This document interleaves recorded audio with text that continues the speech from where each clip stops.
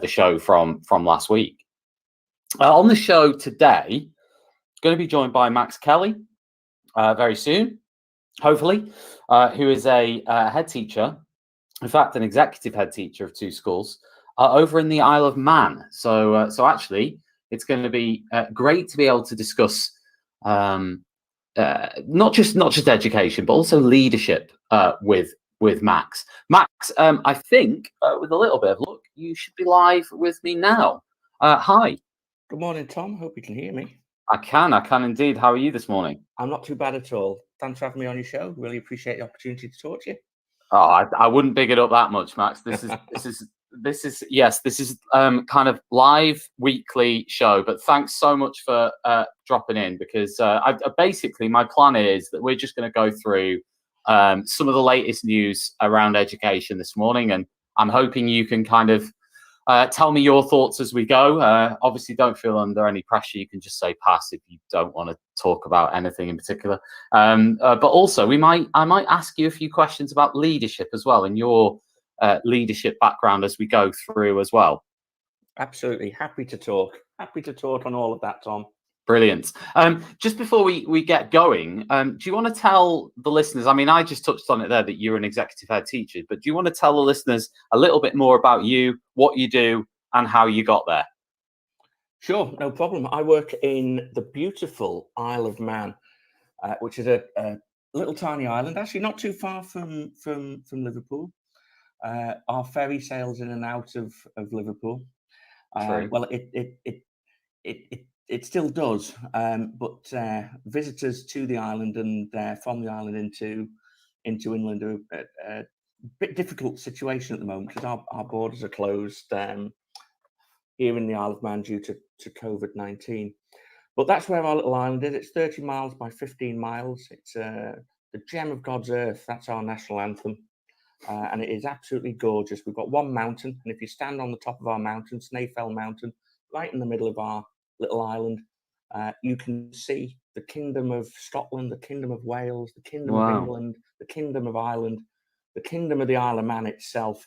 So it's gorgeous. I'm just looking out my window now, Tom. The likelihood of being able to do that on a day like this is very slim, because it's quite misty and foggy today. But on a gorgeous day, there's nowhere better than the Isle of Man. And I'm very lucky, because I get the proud privilege to run 2 schools in the Isle of Man, Laxey School and Doon School. They're both on the northeast coast of the island. Absolutely stunning locations, beautiful scenery, beautiful people, beautiful families and communities. The 2 schools are slightly different. Doon School is a very tiny school, small by Isle of Man standards, so definitely small by England standards. We have around 80 pupils on roll. And then about 5 miles down the road, I've got Laxey School, which is my biggest school. The 2 schools are part of a federation, and I get the honour of overseeing both of them and the sort of overall strategic direction. And underneath me, I've got a fabulous team of heads of schools, leadership teams, steering groups, and then just wonderful teachers and support staff who make those schools run and work for the communities they serve. So that's just a little flavour of me, Tom. Brilliant. I'll be honest, Max. Halfway through, I was wondering if you worked for the Isle of Man Tourist Board. I mean, that was a eulogy. I loved it. Listen, no, it does sound amazing, though. I have to say, I didn't realise you could see all those places from the middle of the isle. Is it the middle of the Isle of Man, the mountain? Yeah, it's pretty much in the middle of the Isle of Man, and it is gorgeous. And my drive to work in the morning down the coast road, you can, on a really clear day, you can see the English and the Scottish coastline. I look out over in my office at Doon School. I look out over towards Whitehaven, that part of and Cumbria, that part of the world. Yeah, that's nice. It's just absolutely gorgeous. And some days it looks like you could swim over to England, but I've never been tempted to try it. That's amazing. Listen, I know when we chatted about you coming on, and we'll come on to kind of today's news in a bit, but I know we were chatting about the differences in education, because you immediately said, I can't talk about this, or this. Now, or not that you couldn't talk about it, but there were specific things that you don't have, for example, in the Isle of Man that we do have in England. I was wondering whether you can tell us a little bit more about some of the differences, in your opinion, between teaching out in the Isle of Man and the rest of the UK? Yeah, sure. It's actually probably more similar than different, but the Yeah, differences are important to note.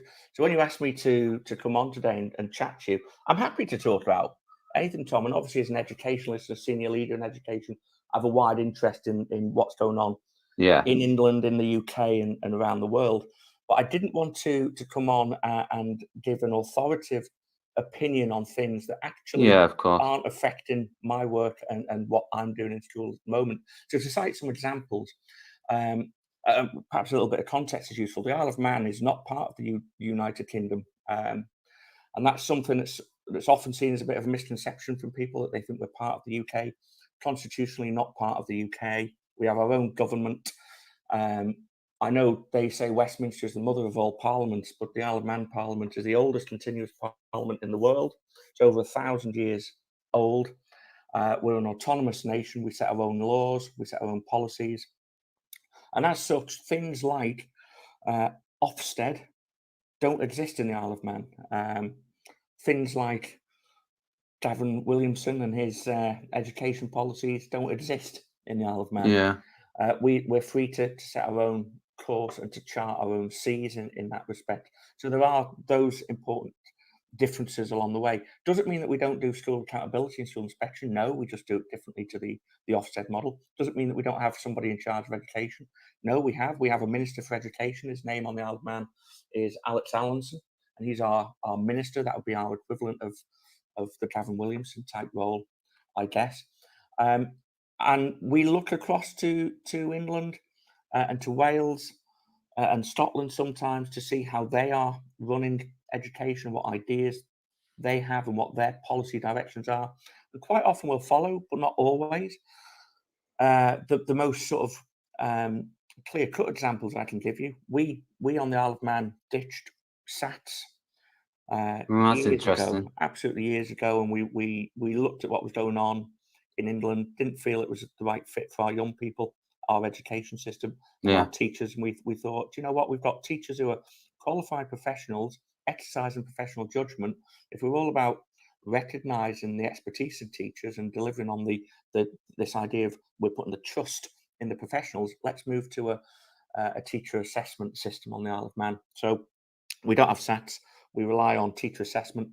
We've built in systems of internal, external moderation and teams of teachers who go between the different schools over here to make sure that there's a consistency.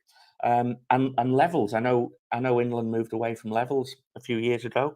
I have to say, Tom, in my experience of visiting schools over in England and popping in, and I'm sure it's more sophisticated than this, but one observation would be you've ditched levels and schools were given the freedom to go off and invent new systems. And in that freedom, with perhaps limited guidance, schools have done a good job at reinventing levels by a different name, I think. In the Isle of Man, we've kept with the level system. We're not suggesting for one moment that it's perfect. In fact, there's debate on the Isle of Man now within the teaching profession about whether this is the time to step out of that and to do something radically different with assessment.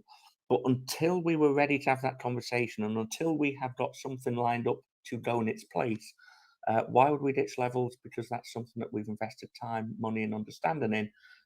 So that's still in place. So that's what I mean by that. There are some key differences in how we do things on the Isle of Man. School funding is another big one. Our funding model is very different. We don't have things like pupil premium, for example, Okay. in the Isle of Man.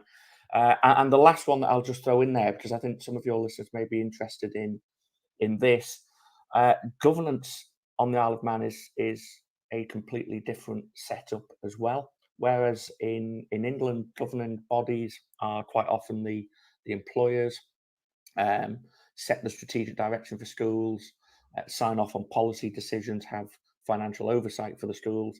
That's not how it operates in the Isle of Man. We have governing bodies, but I suppose that's just a nominal name, really, that they're more like a set of critical friends. Our Department of Education on the Isle of Man serves the function of the government department and, I suppose, local authority. That's who employs teachers. That's who employs head teachers. That's the body that sets the sort of national policy, strategy, and direction. So the governors don't have that power and influence on the Isle of Man. So if my staff team and I decide we're going to devise a policy or set a new direction in our school or run a new initiative because it's going to address something that's particularly pertinent to our students in our community, we can do that without having to make a case to boards of governors and running it past boards of governors. I guess in that respect, it means that head teachers and people like myself have got just an edge more autonomy and an edge more ability to make things happen. What's the disadvantage of that? I suppose they would argue that governance provides advice and guidance and so on. that maybe, and they'd be right, Tom. I think. I mean, I throw it in there because there are some nice advantages to it. You can move quickly and slickly. But I agree with you. I agree with you 100% that the advice and the oversight that good governing bodies bring is absolutely vital. And but I suppose that could work. That could work both ways, couldn't it? If you get a governing body who, I don't know, are not like that, that kind of don't really offer anything, then I suppose you can avoid the red tape and just get on with things. I suppose. You can. I think governance is an interesting topic, and this isn't one that's going away. I think it's an issue that's live on the Isle of Man at the moment. What we're going to do about governance, because it has been identified that it's something that needs to be looked at and worked at. Are we sticking with this sort of? It's not even a middle ground. It's just a weak position of we've got governors by name who actually exercise no power, influence, or strategic control over schools. So do we need them at all? And if we get rid of that system, what do we put in place to provide that critical friendship that they're offering? Or do we have proper governance akin to what I see in schools in England? And if we do that, there's interesting questions about the qualifications required for governance. Is it enough that we have good people with integrity and wanting to put something back into the community, or do we need to pay people to sit on governing bodies for their time, expertise, and bringing something quite unique to the table of school management and school governance? So I think all of those are interesting issues, actually. And whilst talking about governance, Tom, it's triggered off, as these things often do, a load of other sort of thoughts that have rattled around my head. We don't have multi-academy trusts and things like that on the Isle of Man, and that's an interesting model. I mean, how many schools have you got out there? How many primary and secondary have you got? Oh, a handful, I suppose, would be the best answer. We're such a small island. We have 32 primary schools. Okay. And we have 5 secondary schools. Okay. And we have 1 public school. On the island. Okay. Yeah. So you were saying about academy trusts. I guess maybe there aren't enough schools there for an academy trust to operate. I don't know. I mean, why are there no academy trusts out there? Big part of it is it's not legislated for in the Isle of Man, so it couldn't happen even if an academy trust wanted to do it. We don't have the laws to do that at the moment. There's political decisions at play here. I think the politics of the Isle of Man, the people of the Isle of Man, enjoy the state provision of education. It's a statutory duty of Isle of Man government to provide education. So I can't see multi-academy trusts coming to the island anytime soon. The closest we've got are things like federations, although there's not many of those knocking around the island. There's myself running Doon and Latsey School Federation, and then there is another set of schools in Douglas, which is our capital, which are run in a similar way with a head teacher over the 2 of them. But most schools are standalone. I suppose what you call them in England are local authority schools. That's the model that we have here. Got you. One more question on you is how did you? I know you trained. I've done my homework here, Max. Yes, and I know you trained in Liverpool as at the beginning. Is that right? I trained at Chester. Oh, right. Okay. And Chester at the time, and I think it's moved on now, but it was called Chester College for Higher Education. Okay. And it was a branch of or an arm of the University of Liverpool. Yeah. So I'm very proud. My degree is from the university, or one of my degrees is from the University of Liverpool. Yeah, and I suppose my question was how did you end up over in the Isle of Man? I mean, was this a decision that was made on, was this something you'd thought about for a while, or was it just a fluke? Oh no, good question, Tom. I suppose I haven't made it particularly clear in my little life story. I'm a Manxman. I'm from the Isle of Man. Oh, okay. We don't have teacher training and universities and things like that on the Isle of Man. We have a college of further education. But then if you want to pursue higher education, if you want to get your degrees or do something like train to be a teacher, you have to up sticks and leave. So that's what I did. I went to Chester, spent 4 years, 4 of the best years of my life actually over in Chester, training to be a teacher, meeting lots of great friends. But it was always my intention to return back to my homeland at the end of that period and take up work here in the island. Okay, interesting. Well, I'll tell you what, we're going to go to the news now, and all you need to do is stay exactly where you are, Max. We're going to go to the news, and in a few minutes' time, we're going to discuss some of the big education stories of today, really, when we come back.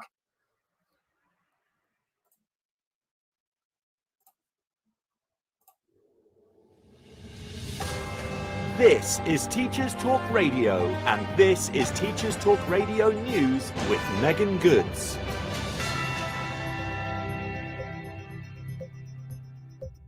This is your latest Teachers Talk Radio News.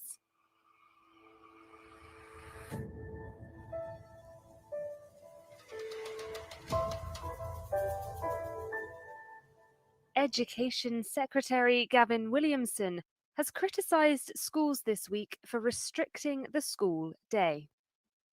In a statement, Williamson said that schools had the power to set their own hours and questioned whether some could justify sending pupils home at 2:45 p.m. while others remained in school. He also claimed some schools were restricting what children could do in their lunch breaks. Speaking to MPs, Williamson said, "As we move forward over the next few months, there are significant challenges as we talk about the school day. We've seen too many schools go down a route of actually restricting what children have the benefit of doing. A school lunch hour has become increasingly restricted and is increasingly a school lunch half hour as against an hour." The accusations from the Education Secretary come as the government continues to battle criticism of their underfunded catch-up plan for schools.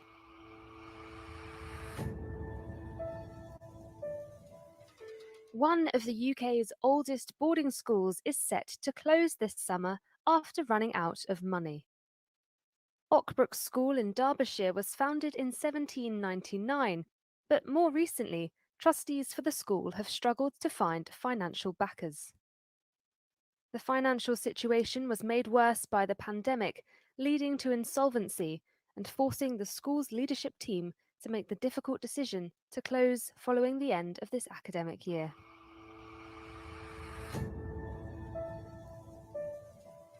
Teaching unions are calling on the government to reintroduce compulsory mask wearing in classrooms as cases of the Delta variant continue to rise across England. According to the latest figures from the Department for Education, 1 in every 50 secondary school students in England was absent for COVID-related reasons before the half-term break, with a huge rise in children self-isolating. The data also showed there were 4,000 children in state schools with confirmed cases of COVID-19 on the 27th of May, the same as the previous week. But the number off school with suspected cases rose to 19,000, while the number self-isolating because of contacts within their school rocketed from 60,000 to 90,000, a 50% increase in 7 days. Several education figureheads and Sir David King, a former government scientific advisor, have requested the return to mandatory masks in the classroom. That was your daily education news briefing.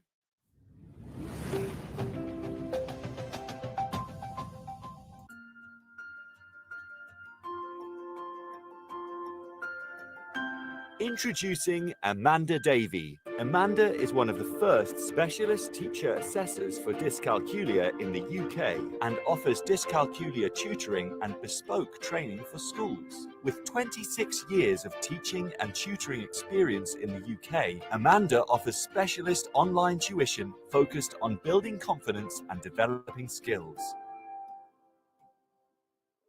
Amanda also offers online and face-to-face training on dyscalculia for educators, informing practitioners as to how to identify children that may have dyscalculia and how to support them in class. Find out more about Amanda and what she can offer you at www.amanda-davy-dyscalculia.co.uk. Live from Liverpool, this is the Morning Break with Tom Rogers on Teachers Talk Radio. Good morning, good morning, good morning. If you're listening to me on the graveyard shift, then good morning. Usually people are teaching during this period, but I know some of you will be listening back to this as a podcast, the loyal listeners to the Morning Break with me, Tom Rogers. Thank you for joining me. More conversations to come with Max Kelly. We're going to be putting the education world to rights for the rest of the show this morning. Live from Liverpool, this is the Morning Break with Tom Rogers on Teachers Talk Radio.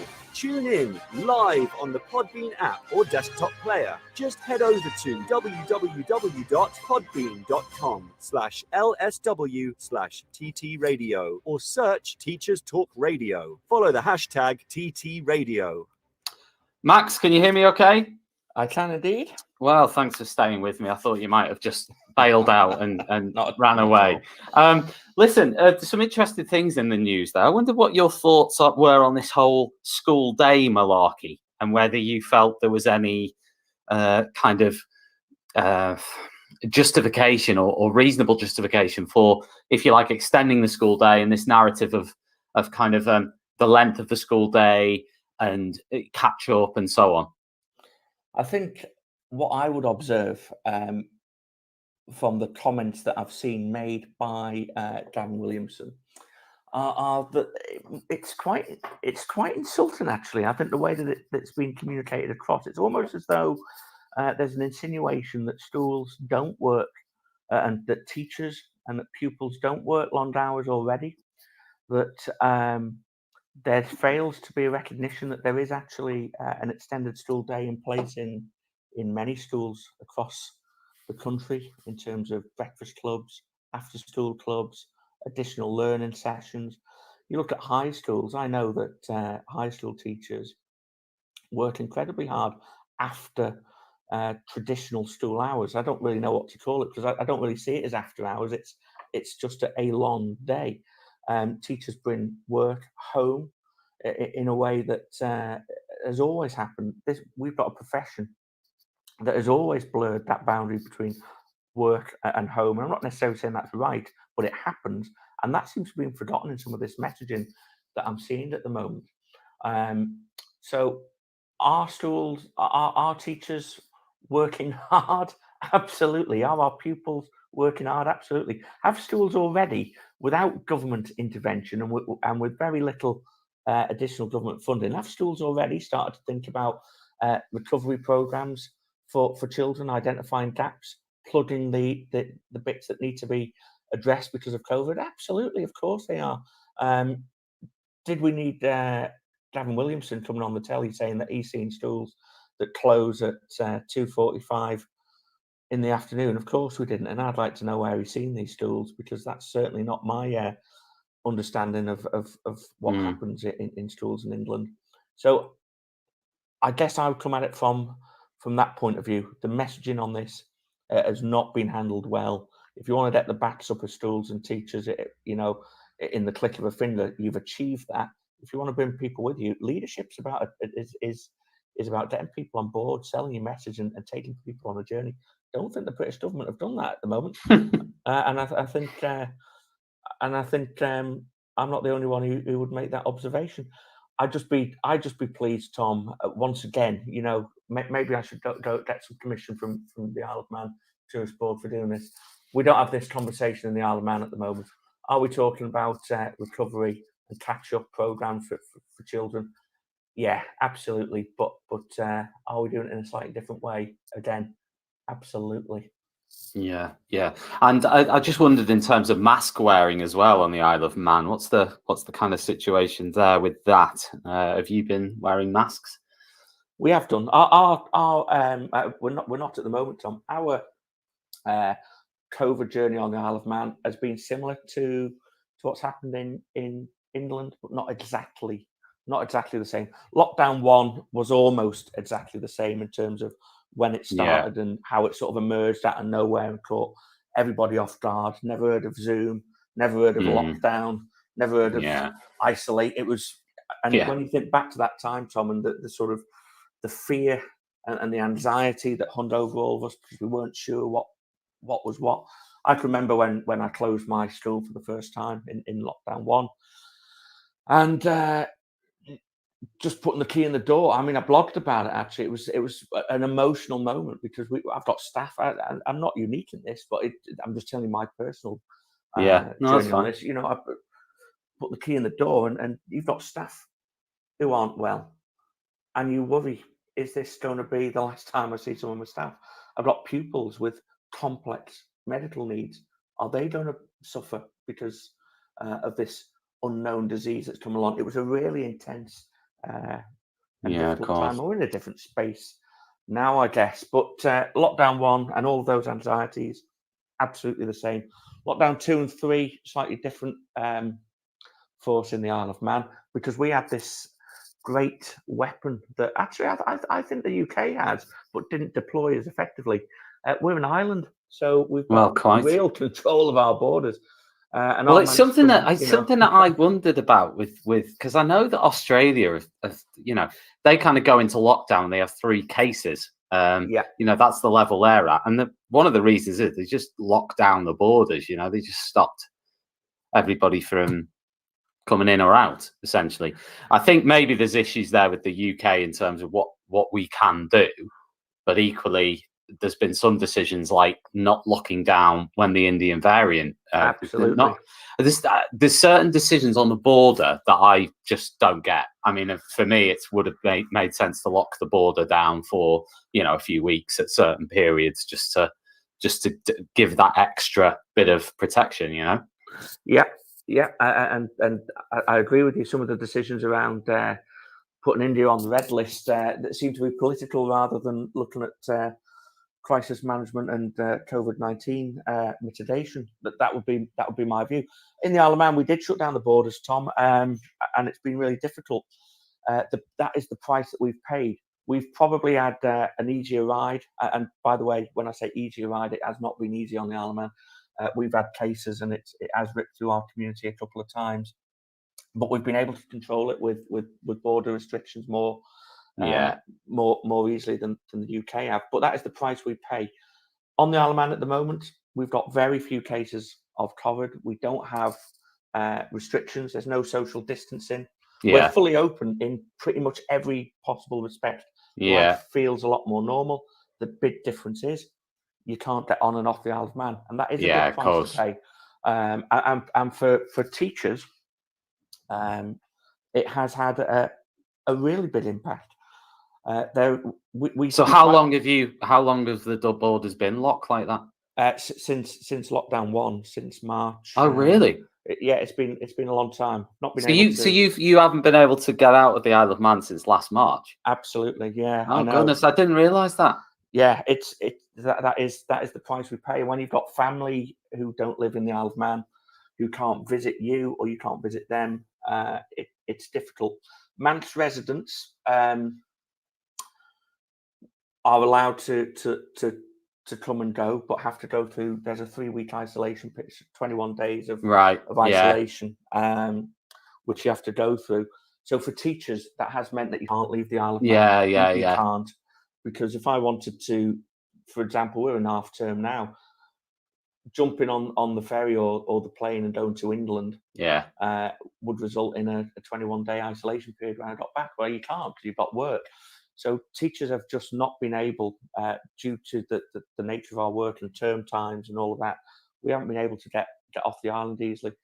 Some of our teachers that we've recruited from places like Northern Ireland or Inland, particularly in the secondary schools on the island, joined obviously just before right. this disease emerged in the world, and then suddenly found that they were stuck on the Isle of Man, having made that big life decision, let's go and live and work in the Isle of Man, and then found they were stuck here and couldn't get back to their homes to see their families at Christmas and things like that. So it was, it's. I know teachers. I know international teachers have had similar. I know some Yeah. teachers in the Middle East, for example, who haven't been able to get back for ages since last year. I know other international teachers in Europe have struggled to get back and so on. So it's a weird one, because presumably then you get, homesickness and a few kind of mental health challenges potentially as well. You do get mental health challenges. We've had teacher shortages in the Isle of Man as well, because some of these people have just said we can't. This isn't what we signed up for, and have left teaching in the island to return to where they came from. So it has posed those sorts of challenges, but overall, the strategy has been effective in keeping COVID-19 out of the Isle of Man for long periods of time, and when it is here, it's in small numbers. Yeah, of course. So every country, I think, has managed it slightly differently. Yeah, absolutely. We had 7 months where we just didn't even have a single case on the island. In that period between lockdown 1 and lockdown 2. We've got cases on the island at the moment, but in really small numbers, and we don't have to have face masks or restrictions on our lives at the moment. Got you. So it's a balance, isn't it, Tom? Absolutely. Let's move on to kind of some of the news today in the UK. I don't know if you've seen this, but Ofsted have published a report. I think it was last night, which said that, the headline on the TES was "Assume sexual harassment is in your school. 9 out of 10 girls claim unwanted explicit imagery was sent to them." Now, that's pretty alarming figures, isn't it? To say up to 9 out of 10 girls are claiming that they're receiving unwanted explicit imagery in schools. Now, my immediate thinking on this was that one thing. So I suppose my question is, what can we do about that as school leaders, as teachers, as people who work in schools?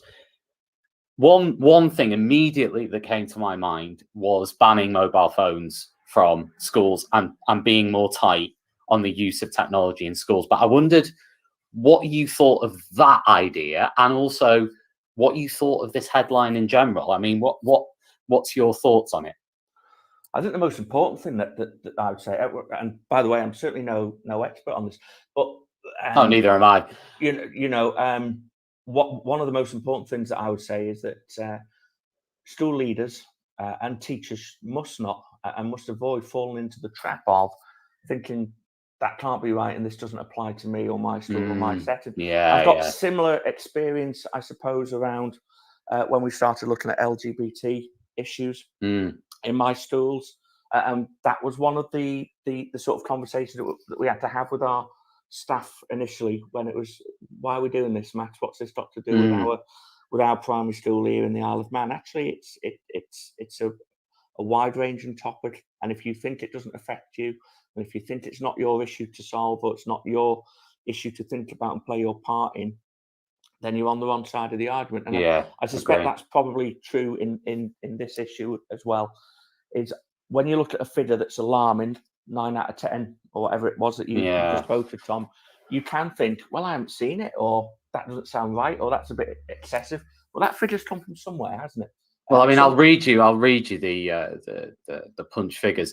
It found that nearly 9 in 10 girls reported that they or their peers were sent unwanted explicit pictures or videos they did not want to see, a lot or sometimes, with nearly 50% of boys reporting the same.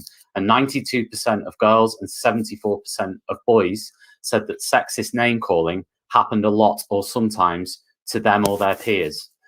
Now, the whole idea of this sexist name calling, I do think that's an issue. I really, really do.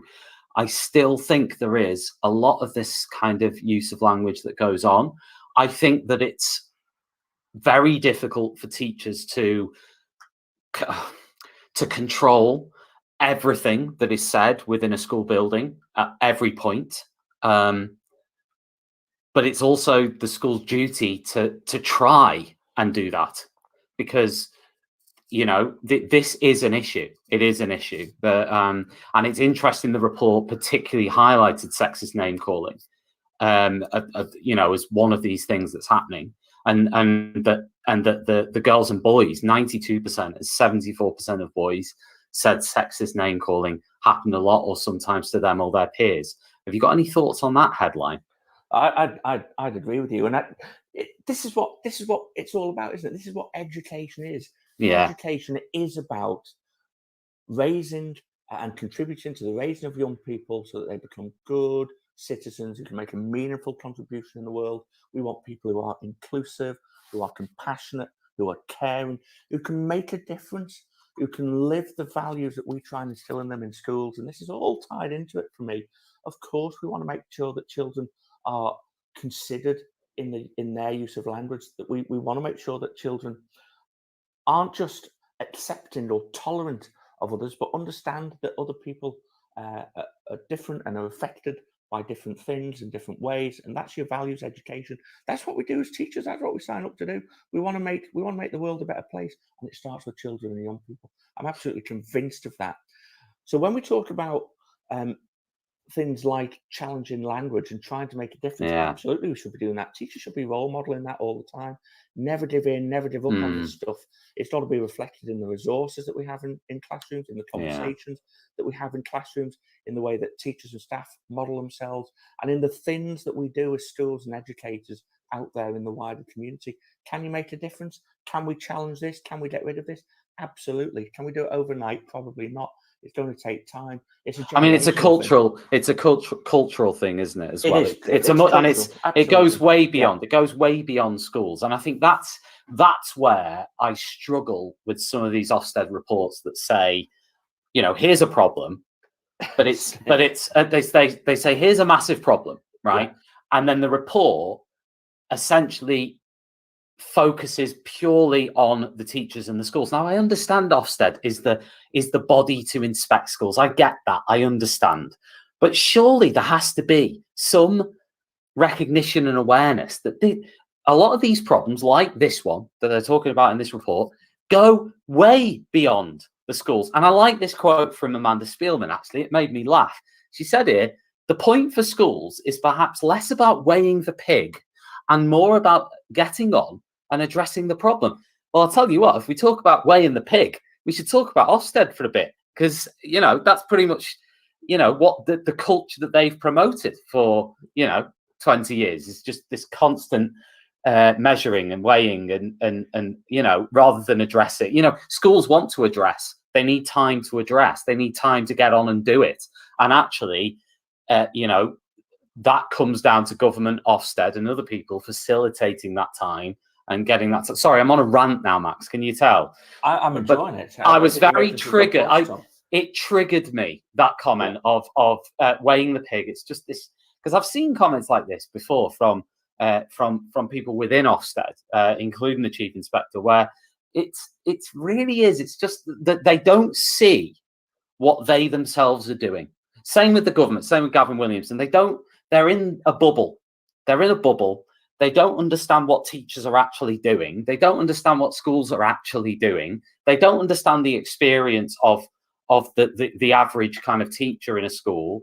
And it's very disconnected. And to say something like that, yes, she's right. I'm not saying she isn't right. But I'm talking about who it is saying it. And, that lack of kind of awareness that these issues are not just to do with schools and teachers failing. I've finished my rant now. You can take a deep breath. You can take a breath of relief. I don't think I'd agree with you, and I hope it's not meant as teachers failing, but maybe it is. Yeah. Who knows? No, I'm sure it isn't. I would say that schools are, I suppose, a tool of society for making a difference and for addressing problems. It can sometimes come across that it's all down to schools. to solve everything. This idea that Yeah. you said at the start of your rant, there's a big problem, and it's over to you guys to solve Max, it. I have to stop there. Only I'm allowed to call it a rant. No one else is allowed to. It's mine. I've copyrighted it. Yeah, It's my that's rant fine. and my rant only. But listen, we could go on about this all day. But certainly Jeff Barton said nobody can fail to be shocked. Jeff Barton, who's the Association of School and College Leaders General Secretary, nobody can fail to be shocked by the finding that children and young people don't see any point in reporting sexual harassment because it is seen as a normal experience. It seems that a gulf has opened up between what children and young people experience in terms of everyday sexual harassment and abuse and what adult understanding is of the scale and severity of this issue. Well, to be fair, I am not shocked by the figures in the sense of what I feel is happening with technology and what I feel is going on social media for kids. So I'm not actually personally shocked in the sense of what's going on. Okay, the extent of the problem is probably more than even I would have said, but in terms of it being a massive problem, I could see it. It's there. I didn't need this report to know that. I think the issue is how you deal with it, because this is going to take a long-term cultural change in so many different areas.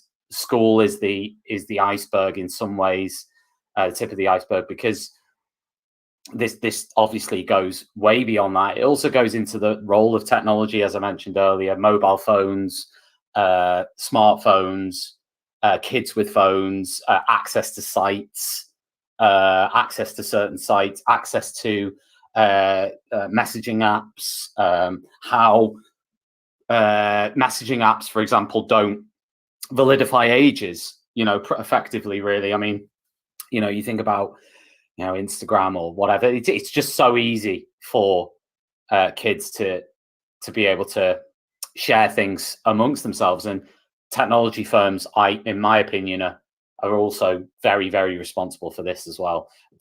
In terms of the culture of doing it, that's a massive role for schools and teachers and educators. But in terms of the facilitation of it, yeah, we can ban mobile phones, but they can pick mobile phones up at 3:30. Do you know what I mean? Or 4 o'clock. Yeah, I think it's probably needs a more sophisticated and longitudinal response than banning the phone. For me, it's I work with other services here on the Isle of Man, as I'm sure teachers in England do.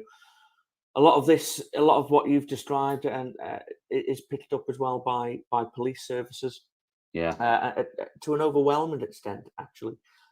This report is very worrying. It appears that there is it's highlighted, as you said, what we already knew. So let's do something about it. But let's be realistic. It's going to take time. It's going to take culture shifts. Part of it's generational for me. Part of it is absolutely. It is we start with who we've got in schools at the moment. We send them out into the world as better people, and over time things improve and get better. But that doesn't mean we can't try and move quicker and smarter as well. We just have to hold our hands up sometimes and say, this isn't just about schools. This is about schools and society. Schools have got its part to play, but it's going to need funding. It's going to need time. It's going to need debate and conversation. It's going to need a joined up strategy, and together we can get there. But sticky plaster approaches, let's just ban mobile phones, or let's leave it just down to individual schools to write a policy to shift the problem out of their school and displace it somewhere else, probably isn't going to cut it for me. I think it's a much wider solution that we need. Yeah, absolutely. I agree with everything you just said. The other part of the report actually talked about the teaching of PSHE, in particular relationships and so on. It said here students felt that the quality of the input varied according to who was teaching them, and that the lessons were not relevant to their daily experiences and the reality of their lives. Some teachers also talked about not feeling prepared to teach outside their subject specialism and receiving resources too late to prepare for sessions. I mean, I'll hold my hands up. There are some. So sometimes when I've taught a PSHE lesson, not necessarily on sex education, but I can think of other topics. I haven't been as prepared as I'd like to have been. Now, that could be and some of that comes down to me just not having the time. Some of it comes down to the training, because some of these things are very complex. I mean, more than often in a school, you might not have a designated, I don't know, PSHE person or somebody to really who's an expert. Do you know what I mean on all of this stuff? And therefore, you're asking teachers to just, there's not that kind of. It's not a priority, I guess, is what I'm saying. It's sometimes shuffled to the back or it's not front and center because of and again, this comes back to kind of government, Ofsted, all these other agencies. If you're going, you then need to, schools can't do everything. So you're going to have to say, look, we want you to concentrate on this. We're going to allocate more lesson time for you. We're going to allocate more resources. We're going to allocate more specific training. We're going to allocate this, this, and this. And you can also drop this. You can also put this down the pecking order, because otherwise it's just saying, here's another thing that you need to try and do. And this is a very complex issue. It's very complex. It's the age-old question, isn't it, about trying to fit everything into your curriculum and how do you do it? There's certainly no easy answers. It's a complex issue, but I'm always a believer that if something is worth doing, it's worth doing well, and that's your starting point. And if you're going to do it, you're quite right. You need to look at where it fits in your list of priorities, what other things can be dropped. But again, I hear that argument quite a lot, actually, that if you launch a new initiative or if you focus on something for a sustained period of time and it has a priority in your school, drop something else. I do hear that, but I would still argue that it's more complex and more difficult than that. Sometimes it's being brave enough to take a blank piece of paper and do something radically different and completely reorganize things. How much freedom schools have got to do that, I'm not entirely sure. But it just feels that if we're not careful, we're back into that space of sticky plasters and doing our best and never quite getting our teeth into something and never quite being able to do justice to something that is clearly an important issue. Yeah, I hear you. I mean, yeah, it is. I wish I had a solution, Tom. I wish I could this is it. There is show and say, here's the answer. No, but this is it. I don't think there is. I mean, I've mentioned banning. I've mentioned the banning of phones. I've mentioned kind of tightening up rules on technology. I think those are things that, on a immediate superficial level, schools can do, and in my opinion, should do, because I think that's at least one step to say, well, you're not going to receive images during the school day, right? You're not going to be getting your phone out at lunchtime and receiving images. You're not going to be, you know what I mean? Like, you're just kind of making that space in school that is protected from that. And if kids are removing phones out of their pockets every 2 minutes in lessons and checking them, or breaks, lunches, all the time, if they're just there all the time, then it's just creating more of an avenue for that, I think. As we said, they can still pick the phones up and they can still, outside of school, obviously, there's still huge issues, but at least in school, they could do that. I like what you're saying, actually, Tom. I think that it's real food for thought. It's this idea that school is a safe and secure space for our young people. Absolutely, it should be. I mean, that's something that we all talk about. And therefore, is that modelling what we want the rest of the world to look like for those young people, and saying to them, you can go out and create that space yourself one day. Yeah, there's huge merit in making schools safe spaces. Absolutely. Just to finish off, we'll move on from there, because that was okay. We'll move on from there for the final few minutes. I tweeted yesterday about boss versus leader. Oh, now I saw that. Yeah. Now, obviously, I know you're an executive head teacher, right? Mm-hmm. But I'm going to read them out, and I wondered whether you had, maybe even if it's just 10 seconds for each one, to say what your reaction to each one is, whether how significant you think it is, your thoughts on it, and whether you think that it's, I mean, you don't have to do this bit, but whether you think it's a strength or weakness for yourself, right? You could leave the weaknesses and just say if it's a strength for you. Otherwise, it's like a job interview, right? Is that on your list? A boss never says that they're weak. Well, exactly. Yeah. Well, actually, one of them is focuses on weaknesses, focuses on strengths. But anyway, I'll read through them. You can just say whatever you want after each one, right? Okay. So we've got boss says I, leader says we. Max Kelly. Yeah, agree with that 100%. We have structures in my school, as I'm sure schools up and down the country do, where we have teams of people who are included in decisions. That's how you get ownership and ethos in your school, isn't it? Yeah, agree with that one. Boss takes credit, leader gives credit. Yeah, again, I think that's an important one.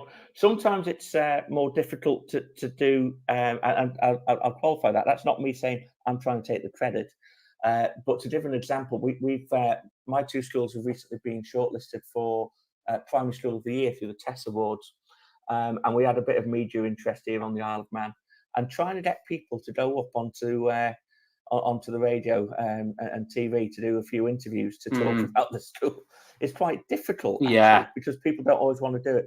So it quite often comes down to a handful of us who are spokesmen for the school. But as long as we say in those interviews, and I'll say it now, I'll say it on your show, we're Primary School of the Year. It's got nothing to do with me. It's to do with my fantastic community of pupils, of parents and staff. And I'm just proud and humbled to be able to work alongside all of those people. So always give credit, because it's absolutely the right thing to do. Fantastic. Next one, boss micromanages, leader delegates. Yeah, agree with that.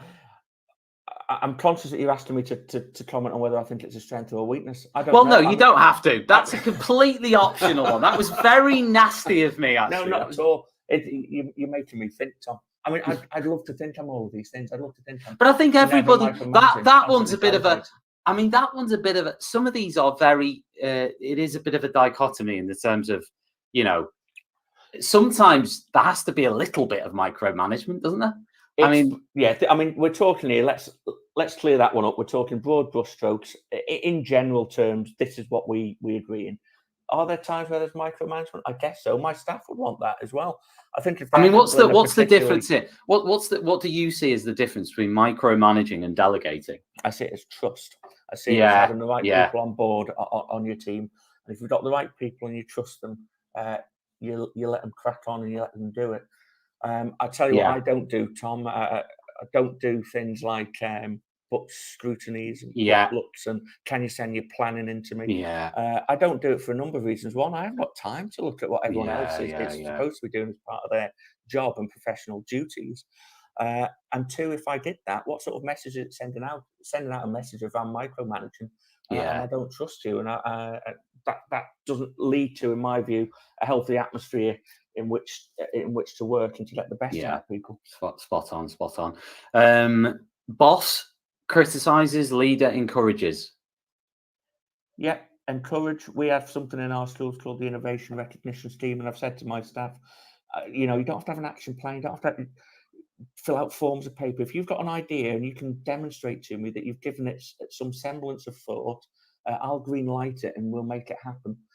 Because what's the worst that can happen, to quote Dr. Pepper? What is the worst that can happen? We might learn that the idea doesn't go anywhere. Well, that's still a big learning point, isn't it?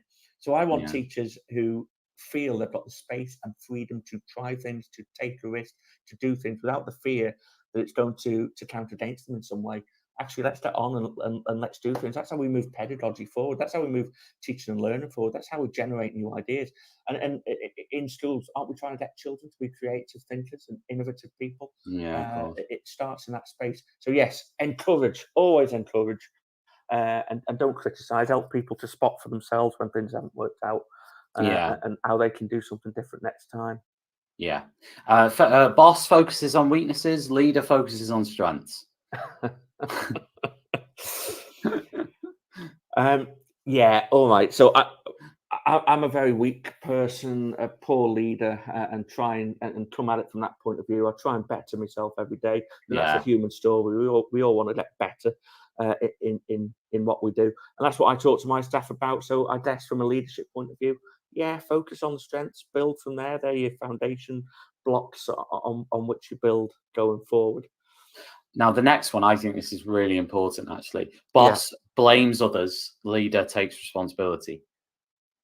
Yeah, I mean, it links to the credit one, doesn't it? Yeah, it does. Yeah. When things are going well, you make sure the world knows who it's down to. It's down to your community, pupils, parents. But it's also about teachers. protecting. That one is also about protecting staff as well, isn't it? And kind of saying, do you know what? I'm going to take the hit on this one. What and yeah, I mean, ultimately the buck stops with teachers in school. So let's get that one cleared. Can you criticise people and can you pull people up? Of course you can, and that is, it's not the pleasant part of the job, but it is part of the job. But you do it privately, you do it sensitively, and you do it within whatever the terms and conditions and policies are that enable you to make use of those mechanisms. Yeah. Publicly, the public face of things going wrong, it's down to you to take responsibility. And actually, I believe it probably is your responsibility. Last one, Max. Yeah. Boss inspires fear, leader inspires enthusiasm. Oh, 100%, Tom. I mean, I've worked for both. They're both they're both management techniques that I've seen. Leaders absolutely encourage. Do you know Sir Alex Ferguson? And I'm not a Manchester United supporter, but I think he was a fantastic leader. He talks about this. If you want to get the best out of players, oh, he's amazing. I don't know if you've seen.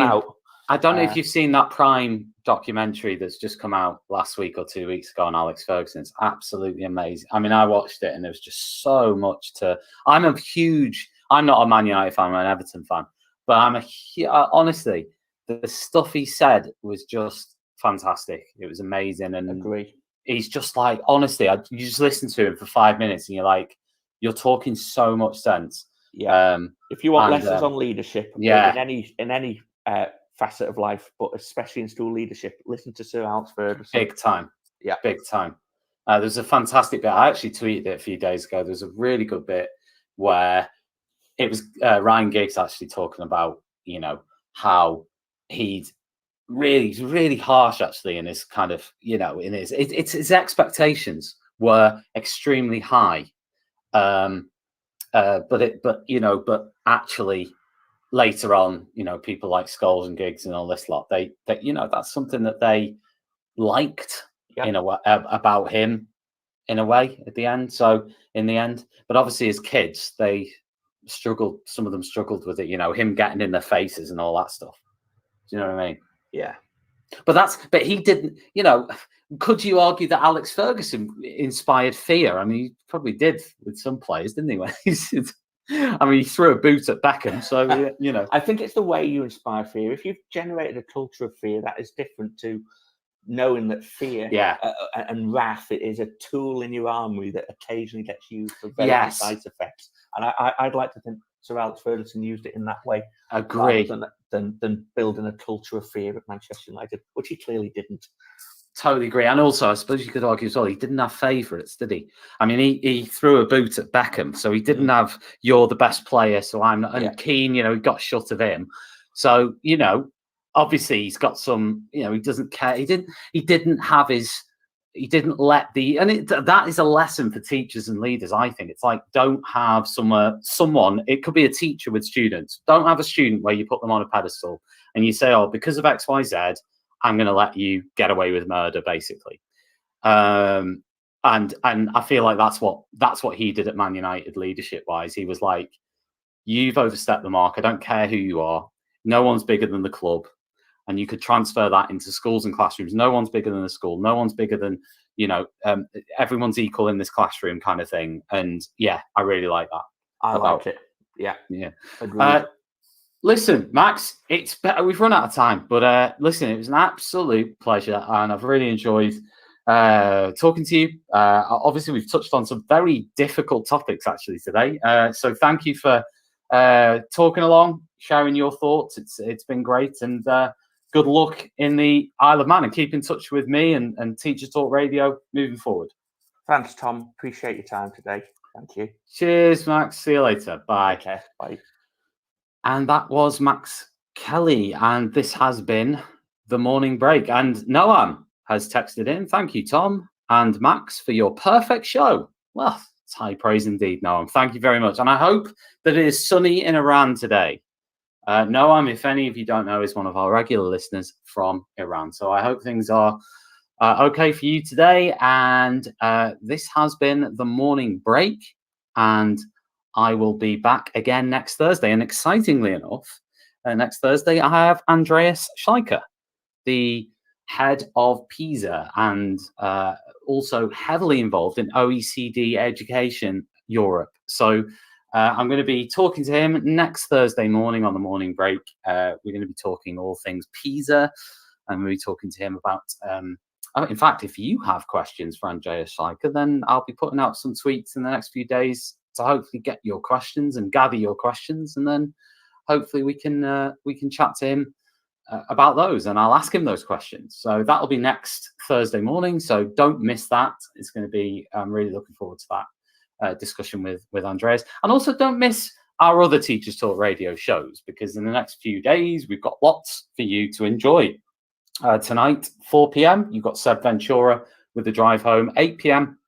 Genevieve Bent with The Late Show. You've got Amanda Wilson on The Late Late Show at 10 p.m. Tomorrow morning, we've got the wonderful Kate Jones on The Breakfast Show, talking to Alison Peacock.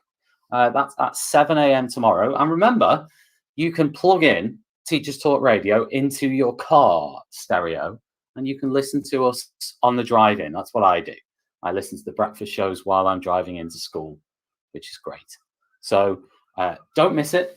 Don't miss those shows. Keep listening, and I'll see you next week. Cheers.